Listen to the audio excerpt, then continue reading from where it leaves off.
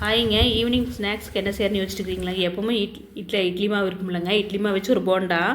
அது ரொம்ப ஈஸியாக இருக்குங்க, நல்லா கிறிஸ்பாக இருக்கும். பார்த்தீங்களா, சவுண்டு பார்த்தீங்களாங்க?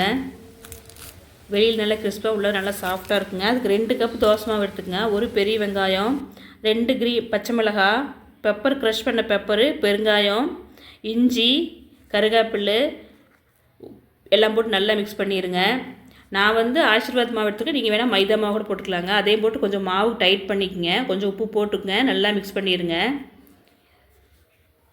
மாவு இந்த மாதிரி எண்ணெயில் போட்டால் இந்த மாதிரி விழுங்கணும். இந்த அளவுக்கு இருந்தால் போதுங்க. ரொம்ப கெட்டியாக வேண்டாம், ரொம்ப தண்ணி மாதிரி வேண்டாம். எண்ணெயை நல்லா காய வச்சு கொஞ்சம் கொஞ்சமாக கிள்ளி போட்டுடணுங்க.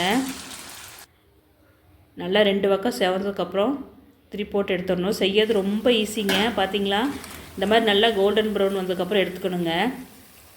ட்ரை பண்ணி பாருங்கள். தேங்க்யூங்க.